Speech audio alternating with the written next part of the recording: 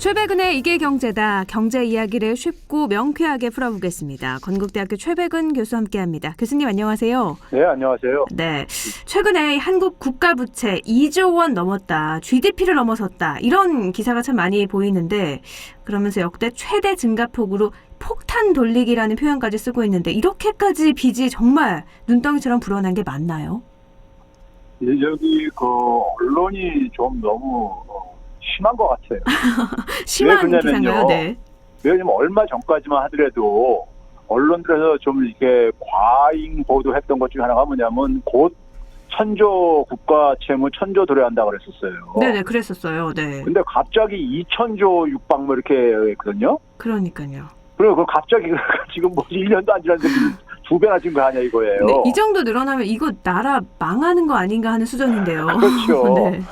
이게 이제 4월 6일 날 이제 그 기재부에서요. 네. 기재부에서 이제 국가 결산을 이제 그러니까 이제 정부의 살림살이 과정을 보게 되면요. 이제 한 해 이제 살림을 하겠다는 계획표가 일종의 이제 예산을 편성하는 겁니다. 네. 예산을 편성을 하게 되면 이제 그 기재부가 이제 예산을 편성을 하고 국무회의에서 이제 그게 이제 보고가 돼 가지고 가결이 되면요. 네. 그러면 이제 국회에다 보내서 심의를 받습니다. 네.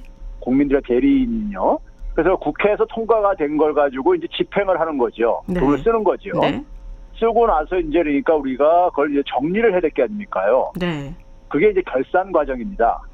결산 과정도 그러니까는 기재부에서 일단 정리한 다음에 이걸 이제 국무회의에다가 이제 보고를 하고요. 그러니까 한 해 편성된 예산을 이렇게 썼다 이런 결산을 그렇죠. 보고서처럼 작성한 거죠. 네. 그렇죠. 정부의 살림 이제 이렇게 한 해 동안 이렇게 썼다는 것을 이제 보고서를 만드는 거죠. 네. 그래서 국무회에서 이제 의결을 한 게 4월 6일 날 이제 한 거예요. 네. 그래서 이제 이걸 이제 5월 말경에 이제 국회에서 이제 이걸 또다시 이제 심의를 합니다. 결산을 이제 그러니까 이게 별 문제가 없는지 잘 썼는지. 잘 썼는지 평가하는 거군요. 네. 그렇죠. 제대로 예산을 처음에 이제 편성할 때처럼 제대로 썼는지 안 썼는지 이걸 체크하는 거죠. 네. 그럼 거기에 이제 그러니까는 이 그 국무회에서 통과된 국가 결산에 대한 보고 내용이 이제 기재부에 4월 6일 날 아침에 이제 올라간 거예요. 네. 올라갔는데 그 내용을 보게 되면은 이제 국가 부채라는 게 이제 한 1985조 원 정도가 국가 부채로 이렇게 소개가 되어 있어요. 네. 그 다음에 뭐냐면 또 동시에 뭐냐면 국가 채무라는 게 또 이제 그 마지막 부분에 이렇게 소개가 되어져 있습니다. 네네. 그러니까 우리가 흔히 그동안에는 심지어 전문가들조차 국가 부채하고 전문가를 혼용해서 사용을 해왔어요. 네. 그렇죠? 일반 사람들한테는 부채, 채무 다 그게 같은 말 그렇죠. 같고 느끼잖아요. 채무하고 부채가 어떻게 다른 거예요? 그러니까요. 제가 이제 그걸 설명드리려고 하는데요. 네네. 부채는 이제 우리가 흔히 영어로 먼저 제가 영어로 표현하는 건 좀 이해를 돕기 위해서 얘기하는 건데요. 네. 라이어빌리티라고 합니다. 네. 라이어빌리티는 우리가 어떤 뜻을 갖고 있냐면 어떤 책임이라든가 약속 뭐 이런 의미를 갖고 있어요. 네. 그다음에 이제 채무는 뭐냐면 debt. 우리가요. 이제 네. 그러니까 그래서 빚이죠. 빚. 말 그대로요. 네. 예. 그럼 제가 이제 쉽게 예를 들을게요. 우리가 이제 헬스장을 등록을 해요. 이제 네. 피트니스 센터를요. 네. 건강관리하기 위해서요. 그럼 연회비를 만약에 냈다고 해보세요. 네. 1년치 100만 원을 냈어요. 그럼 만약에 예를 들어서 100만 원을 내게 되면은 그 피트니스 센터 주인 입장 속에서는 장부에 어떻게 기록이 되냐면요. 100만 원이 수입도 들어온 거고, 네. 돈이 들어온 거고, 그 다음에 뭐냐면 동시에 뭐냐면 부채란에다가 100만 원 이제 그러니까 연회비를 이렇게 장부를 정리합니다. 그러면 이제 헬스장 주인 입장 속에서는 회원한테 1년 동안 서비스를 제공할 책임이 있는 거죠. 의무가 있는 거잖아요. 네. 그렇죠? 네. 근데 그렇다고 해서 연회비 100만 원을 돌려줄 의무가 있는 건 아니잖아요. 그렇죠. 100만 원 대신에 서비스를 제공하는 거죠. 서비스만 제공하면 되는 거잖아요. 네네. 그렇죠? 네. 이게 이제 부채 개념입니다. 아, 네. 그런데 우리가 이제 주택을 구입을 하는데 주택이 워낙 고가니까 이제 대개 은행 대출금을 끼고선 구입하잖아요. 그렇죠. 그럼 그래서 내가 5억 원짜리 아파트를 사는데 2억 원을 대출받았어요. 은행에서요. 네. 그러면 그 2억 원은 내가 매달 이제 그러니까는 원금과 이자를 이제 상환한단 말이에요. 분할을 위요. 네, 갚아야 되죠. 네. 예, 그건 이제 상환을 하는 거니까 이건 채무인 겁니다. 이런 거니까요. 아, 그러면 제가 맞게 이해를 했는지 모르겠지만 부채는 만약에 그 헬스장이 문을 닫게 되면 돈을 돌려줘야 되니까 그때는 채무가 되는 건데 헬스장이 그렇죠, 잘 예. 운영이 된다면 그건 부채가 아니라 헬스장 입장에서는 수입인 거고 채무가 그렇죠. 아닌 거네요. 그렇죠. 어. 정부 재정에서 특히 관계는 공무원 연금 같은 경우요. 네. 공무원이나 군인 연금 같은 경우 보게 되면은 이것도 이제 연금을 이제 우리가 매달 이제 그러니까 납부 대상자들이 납부를 하잖아요. 네. 매달이요. 그렇죠? 네. 자기 소득에 뭐 비례해가지고 납부를 하잖아요. 네. 그러면 연금액이 만약에 100억 원이 들어왔다 지난해 네. 그 정부한테 그러니까요. 네. 그러면 그 100억 원에 관련해가지고 미래에 그 납부한 사람한테 돌려줘야 되잖아요. 그렇죠. 네. 몇십 년 있다가요. 네. 예, 그러니까 그 연금 납부자인 그 공무원들이라든가 군인에 대해서 정부는 뭐냐면은 미래 소득을 제공할 것을 약속을 한 거죠. 네. 예? 이것도 마찬가지로 근데 부채인데 이 부채의 특성은 뭡니까? 자산도 발생을 했잖아요. 그렇죠. 정부가 그러니까 수입도 생긴 거잖아요. 수입이 된 거죠. 네.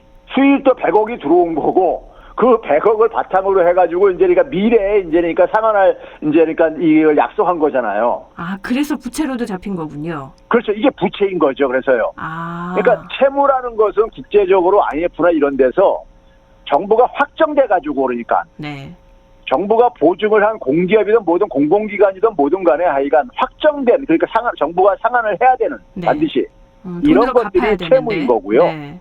그리고 이제 그러니까는 그냥 부채는 그러니까는 우리가 이것은 정부가 그러니까 그 서비스를 계속 하면 되는 거예요. 약속을 지키면 되는 거예요. 망하지 않고 서비스만 제공하면 돈은 안 갚아도 되는 거니까. 그렇죠. 연금 같은 경우도 이제 그러니까 예를 들어서 지금 저희 세대들이 나중에 받아야 될 것이 고갈된다 하더라도 네. 미래 세대가 연금을 납부를 할 게 아닙니까? 자기들도요. 그렇죠. 그걸 가지고 이제 그러니까는 약속을 지킬 수가 있는 거거든요. 그렇죠. 그러니까 네. 수입이 발생하는 거고 그 수입은 자산에 이제 잡히는 거죠. 자산이 네. 있는 부채인 거죠. 네네. 그래서 이제 부채하고 채무는 이제 다른데, 근데 이제 이번에 정부에서 발표한 이제 그러니까 국가 채무에도요, 그동안에 그러니까 정부 채무로 이제 그러니까 발표했었던 금액이 847조 정도 됩니다. 네. 이거는 변화가 없어요. 아, 네. 그러니까 국가 채무는 변화가 없는데 갑자기 언론사들에서 기자들이 뭐냐면 이것을 갑자기 부채를 국가 부채 1986조를 85조를 부각을 시켜가지고 이렇게 보도를 한 거예요. 그러니까 얼마 전만 해도 국가 채무 GDP 예. 대비 44%다 이렇게 얘기를 맞습니다. 했는데 그럼 이거는 계속 되는 건데 그러니까 부채를 채무로 합쳐서 지금 2천조 가까이 됐다 이런 말을 쓴 거군요. 그렇죠. 그러면 부채와 채무 이렇게 명백하게 다른 건데 기자들은 이걸 정말 몰랐을까요? 이거는 둘 중에 하나입니다. 네. 이게 모르고 쓸 가능성은 굉장히 적어요. 왜 그러냐면요. 네. 기재부가 이제 그러니까는 보도자료를 기재부 홈페이지에 가면 보도자료가 떠 있어요. 네. 이거에 대해서 국가 결산에 대해서요. 네. 그러면 거기에 이제 그러니까 이게 페이지 수가 한 네 페이지뿐이 안 됩니다. 네. 첫 페이지는 제목이고요, 거의요. 네. 그러면 그거를 쭉 하면 6개 항목으로 나눠져 있어요. 네. 그러면 4번 항목에 국가 부채가 있고 6번 항목에 국가 채무가 있었어요. 네. 네. 그러면 당연히 그러니까 국가 부채하고 국가 채무가 구별되어 있는데 네. 그러면 딱 수치를 보게 되면은 기존에 그러니까 우리가 일반 국민들이 알고 있는 국가 채무가 6번 항목에 있는 이거라는 걸 알 수밖에 없는 거죠. 근데 왜 그럼 그렇게 알 수밖에 당연히 알 텐데 그럼 기자들은 왜 국가 부채 채무를 함께 썼을까요? 함께 제가 더해서 이게 이제 그러니까 국가 부채를 굉장히 이렇게 좀 국가 부채를 2천조에 가깝다고 얘기할 때 그거를 가지고 이제 그러니까는 그 논리 그런 얘기를 가지고 득을 보는 사람들이 있죠. 득을 보는 사람들. 예. 득을 보는 사람들은 뭐냐면은 재정을 굉장히 그러니까 안정적으로 운용을 해야 된다. 네. 그리고 재정을 그러니까 가능한 한 적게 쓰기를 원하는 사람들. 기획재정부 말씀하시는 것 같은데요. 기재부뿐만이 아니라요. 네네. 우리나라에서도 그러니까는 고소득층이나 재정이라는 것은 결국 국민의 세금을 가지고 운용하는 거잖아요. 네. 그러면 정부가 돈을 많이 쓰게 되면 그 돈은 대개가 경제적인 취약계층이 많이 혜택을 볼 수밖에 없습니다. 네. 그렇죠? 네. 그런데 그 돈은 대개 그러니까 정부의 재정 수입의 대부분은 어디서 가냐? 세금을 가지고 구성된다고요. 네네. 세금은 누가 더 많이 내냐? 고소득자나 고액 자산가들이 많이 내게 돼 있습니다. 네. 그러면 그 정부가 재정을 적게 쓰기를 원하는 사람이 누구겠습니까요? 그러니까는 소위 말해서 많이 가진 사람들이 정부가 재정을 적게 쓰기를 원하죠. 그래 자기들도 세금을 그에 비례해서 적게 낼 수 있으니까요. 그럼 돈 많은 사람들이 세금을 적게 내게 하기 위한 기사였네요. 그러면. 그렇죠. 그러한 논리를 그러니까 언론사들에서 그래서 언론사가 보게 되면은요. 과거에 보수 정권에서 갈 때는 재정을 그러니까 더 쓰라고 막 그랬었어요. 네. 재정을 그러니까는 이 정권에 따라서 진보 정권이나 보수 정권에 따라서 쓰는 방향이 좀 차이가 있습니다. 보수 정권은 되게 아무래도 기업 지원도 많이 써요. 네. 그래서 소위 말해서 낙수 효과를 기대한다 해가지고 기업한테 지원을 하게 되면 기업에서 돈을 벌면은 그게 이제 일반 국민한테도 돌아간다. 뭐 이런 논리죠. 일종이에요. 네. 그런데 지금 문재인 정부는 낙수 효과는 부정을 하고 오히려 뭐냐면은 서민들 보통 사람한테 직접 지원하는 걸 더 선호를 하는 이런 저기 정권이란 말이에요. 그래서 이런 기사가 나왔다. 근데 그러면 채무는 뭐 GDP 대비 44%그 정도인 건데 부채는 실제로 늘어난 건 맞나요? 맞죠. 근데 우리가 국가 부채가 증가를 하면서 또 동시에 나왔던 기사 중에 하나가요. 네. 뭐가 있었냐면은 1인당 그러니까는 국민들의 그러니까는 이 국가 부채 1인당 국가 부채 규모에 대해서 네. 일부 신문들에서는 뭐라고 나왔냐면 1인당 1,645만 원이다. 뭐 이런 식의 기사가 나왔었어요. 이거는 그러면 1985조 3천억 원을 나눈 건가요? 그렇죠. 네. 국민 숫자로 나눈 거죠. 네네. 나눠보니까 한 1,635만 원, 45만 원 정도 나온 거예요. 네. 나왔는데 이제 문제는 뭐냐면은 이 아까 얘기했듯이 연금 같은 경우가 일종의 그러니까 수입액이 한 100조 이상이 그러니까 더 이제 지난 1년 사이에 거친 거예요. 네. 그러니까 연금이라는 것이 그러니까는 월급이 올라도 이게 더 내게 돼 있고요. 그렇죠. 네. 예. 그리고 연금이라는 것은 나중에 받을 때는요, 자기가 낸 것보다 더 많이 받잖아요, 대개가요. 그렇죠. 그 더 많이 받는 이유 중에 하나가 물가 상승률도 반영이 되기 때문에 그렇고요. 네. 그다음에 이자도 이제 그러니까 반영이 되고요. 네. 그러니까 나중에 정부가 갚아야 될 돈도 그만큼 많아지는 거잖아요. 네. 그래서 그게 한 100조 이상이 증가를 한 걸로 부채에 잡혔는데 네. 문제는 뭐냐면 들어온 수입도 100조 정도가 잡혔단 말이에요. 더 증가했단 말이에요. 그런 거죠. 네. 자산도요. 네. 그렇죠? 네. 그러니까 뭐냐면은 제가 이제 이렇게 비유를 할게요. 제가 예를 들어서 한 5억짜리 주택을 갖고 있어요. 네. 그런데 2억은 은행에서 대출금을 끼워 있는 겁니다. 네. 그러면 이걸 5억을 그러니까 제가 이제 나중에 제 자녀한테 상속을 하면서 여기 이제 그러니까 여기 빚이 2억이 있어요. 네. 그러면 내 자녀가 이걸 안 받겠습니까? 3억이 2억 남는데. 때문에? 네.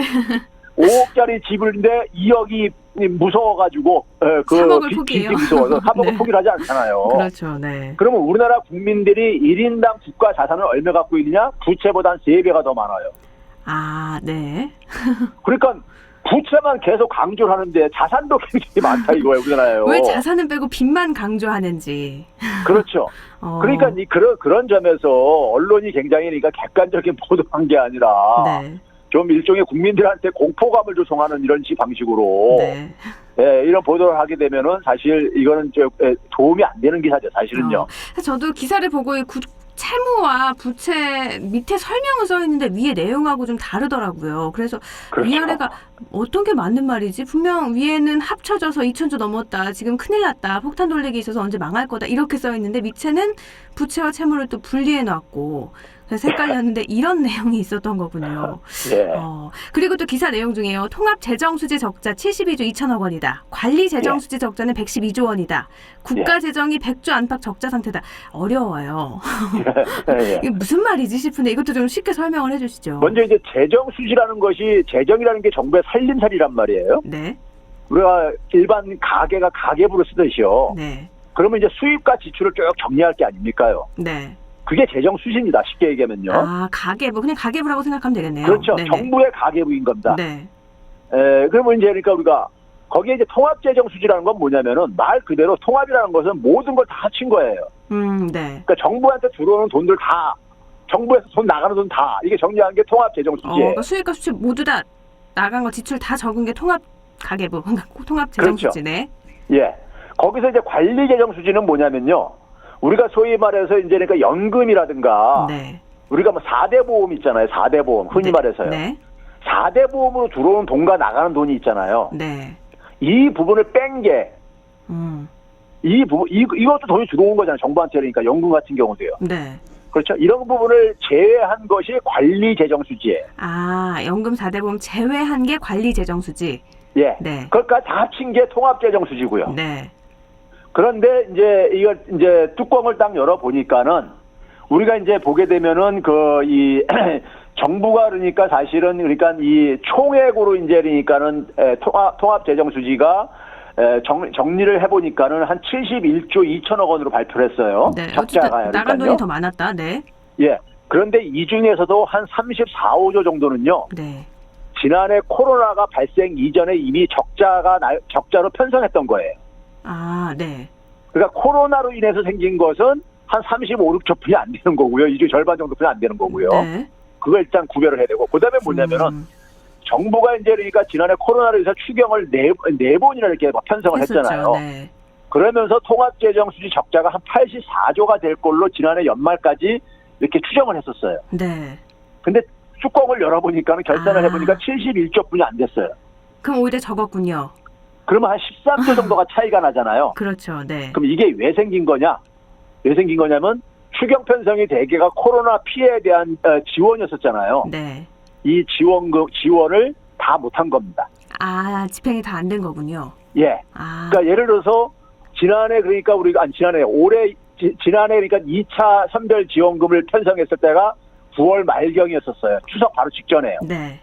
그런데 그게 종료가 된 게, 그 사업이 종료된 게 올해 2월 중순께 종료가 됐습니다. 네네. 근데 그 지원금 중에 소위 말해서 경제적인 취약계층들에 대한 지원이 있었는데요. 그 지원 대상으로 정부가 그러니까는 예상을 했던 사람들 중에서 한 37%가 지원금을 못 받았어요. 아, 해당이 안 됐던 건가요? 우리가 이제 흔히 말해서 이게 이제 그러니까 선별 지원의 이제 그러니까 기술적인 문제점인데요. 네. 선별 지원이라는 게 우리가 말을 할 때는 우리가 쪽집게처럼 다 집어낼 수 있을 것 같지만은. 그래서 핀셋 지원이었죠. 네. 예. 그런데 문제는 뭐냐면 그것을 밑에서 일선 공무원들이 집행을 할 때 무슨 기준이 있어야 될 게 아닙니까, 그래도요. 네네. 그 기준을 그러니까 충족시켜야 되는 거예요. 자격이 있는 사람들도요. 지원을 받으려면 그렇죠. 뭐 얼마 그러니까 뭐 이하여야 소득 지원이라든가 소득 증빙이라든가 아니면 매출의 감소 이런 걸 증빙을 해야 되는 거예요. 네. 뭐 일자리가 그러니까 자기가 없었다든가 이런 걸요. 네. 근데 그 증빙을 못한 사람이 한 37%가 돼요. 아, 그래서 돈을 더 못 썼던 거군요. 나라 입장에서는요. 그렇죠. 아. 그래서 통합재정수지가 원래는 GDP 대비 마이너스 4.4%로 예상을 했는데 네. 3.7%로 나온 거예요. 아, 그 0.7%포인트가 차이가 났는데 네. 이 0.7%가 어느 정도 뭘 의미하냐면요. 재밌는 게 우리 지난해 1차 때 전국민 재난지원했잖아요. 14조 한 2천억 원이요. 네. 그게 딱 0.7%입니다. 오. 그거 지원했으면은 네. 정부가 예상한 대로 그대로 다 쓸 수 있었던 거네요. 네. 그래서 다 쓸 수 있었던 거죠. 아, 그러면 코로나 대응을 위해서 지출을 늘려서 국채 발행 많아서 뭐 정부 씀씀이 늘려져서 재정 지표 역대 최악이다. 이거는 좀 맞지 않은 말이긴 하네요. 그렇죠. 그러니까 정부가 지난해 연말까지 생각했던 것보다도 재정 수지 적자는 줄어들었고요. 훨씬요. 줄어들었고 한 13조 정도 줄어들었고요. 네네. 네? 줄어들었으니까는 워낙 국제적으로 볼 때도 우리가 적게 썼거든요. 네. 그건 뭐 많이들 알고 있는 얘기일 거예요. 네, 하도 매주 말씀해 얘기해서요. 주셨잖아요. 네네. 예. 그런데 그것조차도 한 13조 정도는 안 썼다. 그러다 보니 그러면 결국 뭐겠습니까요? 그 지원을 받는 사람들 지원을 한다고 할 때 정부가 그러니까 소급 지원을 안 했잖아요. 네. 그러면 소급 지원 안 해가지고 자영업자들은 굉장히 그 불만들이 많습니다. 불만이 그렇죠. 많은데 그나마 그 책정한 예산조차도 다 집행이 안 됐어요. 네. 그러면 국민들은 그러니까는 상대적으로 얼마나 그러니까는 거기에 대해서 불만이 많겠습니까요? 더 어려워졌겠죠. 네. 그렇죠. 바로 그겁니다. 그러니까 코로나 지원할 때도 계속 말씀하신 것처럼 선별 지원이 이게 효율적이지 않다는 게 나타난 수치네요. 그렇죠. 네. 아, 그러면 궁금해지는 건요. 우리나라는 이런데 외국은 부채 비율이 얼마나 늘었는지도 궁금하거든요. 예, 외국 같은 경우는요. 네. 이제 여러 차례 이것도 소개를 했는데 예를 들어서 우리가 그 주요 국가들을 우리가 좀 같이 이렇게 비교를 해보면 있잖아요. 네. 비교를 해보면은 정부의 채무가 그러니까 예를 들어서 그러니까 우리가 흔히 옆에 나라 미국 같은 경우는요. 네. 미국 같은 경우는 20%포인트 정도가 증가했어요. 채무가. 예. 우리는 채무가 별로 안 늘었는데. 그렇죠. 우린 부채만 늘었는데 미국은 채무가 늘었다고요. 이게 그러니까 그렇죠. 네. 채무가 이렇게 증가했다니까요. 그러니까 그쪽은 뭐냐면 그래서 예국에 있는 아마 지인들을 통해서 네. 많이 우리나라 사람들도 접했을 텐데 예국은 굉장히 우리나라에 비하면 충분히 많이 지원을 받았다고 그래요. 네. 이런 얘기를 많이 합니다. 네. 예국에 사시는 지인들을 통해 가지고요. 네. 우리나라 지원 금액이 이제 언론 보도 통해서 나온 거를 보게 되면은 그거 보면 예국에 사시는 한국 교포들이 굉장히 깜짝깜짝 놀라고 그래요. 자기들이 지원받은 건 수백만 원, 최소한 이상 이런 것도 몇 회씩 받았는데. 네. 그게 이제 그러니까 그게 지원을 많이 해주다 보니까는 국가 빚이 채무가 늘어났고. 급증을 한 거죠. 네. 예. 그럼 문재인 정부 출범한 지 3년 만에 429조 원 늘었다. 빚이 늘어나는 속도가 이건 위험한 수준이다. 이렇게 했는데 세계적 추세로 봤을 때는 아닌 거네요. 우리가 위험하면요. 네. 나머지 국가들 당장 문 닫아야 됩니다. 비교를 해봤을 때 당장 뭐 예. 채무만 비교해봐도 이렇게 큰 차이인데 예. 기사가 왜 이렇게 났을까? 매주 저는 참 의아하고요. 도대체 무슨 의도를 가지고 이렇게 사실과 다른 기사가 났을까 싶기도 한데 또 알아봐야 되는 또 기사가 있어요. 나라빚 증가 속도 제어하기 위해서 최소한 안전장치, 재정 준칙 도입해야 된다. 이런 얘기도 계속 나와요. 지금 예. 나라빚이 는 것도 아닌데 늘어났으니 예. 안전장치까지 도입해야 된다. 이런 얘기는 어떻게 보세요, 그럼? 이제 그것과 관련해 가지고 이제 IMF에서요. 네. 국가 재정들에 대해서 이제 그러니까 4월 달에 가장 최근에 이제 그러니까 재정 모니터라고 이제 해가지고 발표를 합니다. IMF에서요. 네. 거기 발표하는 게 이제 4월 달에 나오다 보니까 그걸 가지고 언론들에서 예를 들어서 뭐 조선일보 같은 경우는 국가 채무 비율이 5년 뒤에 그러니까 26년까지요. 70%에 육박 70%다. 그러면서 문재인의 선심 정치의 나라빚 증가 속도가 선진국 중 최고 수준이다. 뭐 이런 식의 그 타이틀 기사가 나오고 그랬었어요. 네. 그런데 문재인 정부는 내년 초면 끝납니다. 네. 그렇죠. 그래서 첫째가 이게 가짜 뉴스인 게 끝나는데 26년에 증가하는 걸 가지고 문재인 정부의 선심 정치라고 이렇게 이걸 갖다 붙였어요. 네. 그렇죠? 그 다음에 뭐냐면은 이런 기사들이 굉장히 많이 나왔는데 자, 그래서 20%포인트나 우리나라 6년 만에 20%포인트나 증가할 거라 이거예요. 네. 그런데 이거 들여다보면요. 두 번째 자료는 뭐냐. 미국은 2년 만에 20%포인트 이상이 증가했고요. 네. 2년 만에 증가한 나라가 일본, 영국, 프랑스 이런 나라가 있고요. 이탈리아, 캐나다가 싱가포르 같은 경우는 1년 만에 20%포인트가 증가했고요. 2년도 아니고 1년에, 네. 예. 거기다가 이제 가장 중요한 게 이 부분이 있습니다. 2026년이면 지금부터 5년 후입니다. 네. 5년 후를 정확하게 예측하는 게 굉장히 어려워요. 네. 근데 5년 후에 이 그 주요 국가들은 거의 국가 채무가 안 증가하는 걸로 이렇게 나와 있어요. 근데 우리만 5년 후에 한 20%포인트가 증가하는 걸로 돼 있어요. IMF 수치예요. 네. 근데 이 수치를 누가 제공하는 거냐? 각국의 재무부라든가 기재부가 제공하는 겁니다. 네. IMF가 우리나라 걸 어떻게 알겠어요? 그 네. 사람들이요. 네. 우리나라 기재부가 주는 자료들입니다.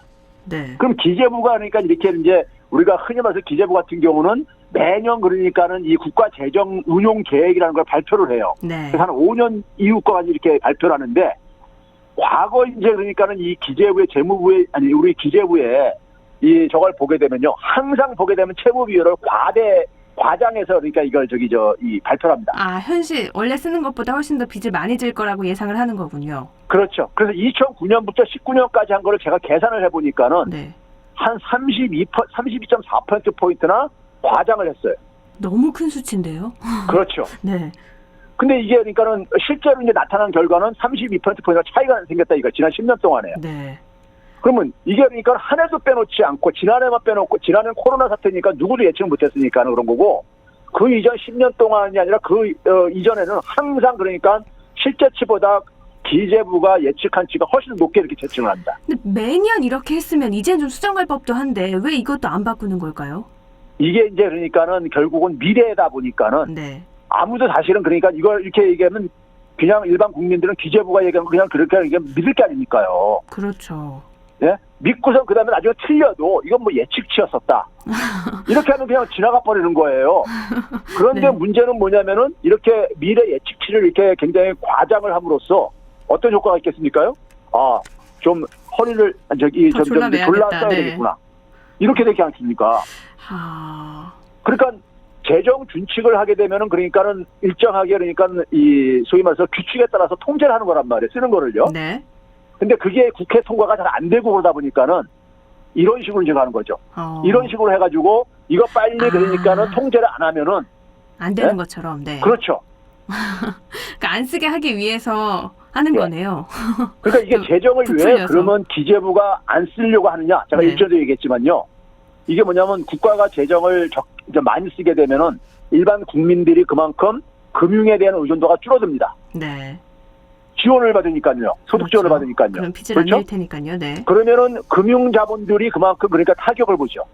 돈놀이 할 때가 줄어드니까요. 네. 돈놀이 할 규모가요. 네. 그래서 모피아라는 게 모피아 기재부 출신들이 이 금융기관 장으로 많이들 낙하산 타고 내려가고 그러잖아요. 네. 예? 그러니까 이 공직에 있는 사람들이 기본적으로 은행들이라든가 금융회사들이 제대로 그러니까 필요한 국민들을 위한 정책을 만드는 일을 해야 되는데 그 이해 충돌 관계에 있는 금융회사에 가서 장들을 하고 앉아 있다고요. 네. 이런 문제가 다 갈려 있는. 그래서 모피아 얘기하는 겁니다. 모피아가 뭐 얘기할 때마다 안 나올 수가 없어요. 결국에는 이 모피아 때문에 이런 일들이 발생하는 거니까요. 참 예. 우리나라 국민들이 착한 게 외국은 돈을 이렇게 많이 받는데 우리나라 만약에 1인당 몇백만 원 준다고 하면 나라 망하는 거 아니야? 이렇게 걱정을 할 거란 그럴 말이죠. 겁니다. 네. 예. 워낙에 돈 내면 빚 내면 안 된다 하는 기사가 이렇게 많아지니까 그런 것 같은데 그러니까 결론적으로 말하면 우리나라 재정 건전성 지금 매우 양호한 수준이다 이렇게 보면 되는 거죠. 그렇죠. 이거 우리나라가 이렇게 걱정을 하는 걸 외국에서는 희한하게 생각한다니까요. IMF나 이런 데서요. 국민들 왜 이렇게 아껴? 이런 생각하겠네요. 예. 알겠습니다. 오늘 여기까지 됐죠. 말씀 고맙습니다. 네. 최백은의 이길 경제다. 건국대학교 경제학과 최백은 교수였습니다.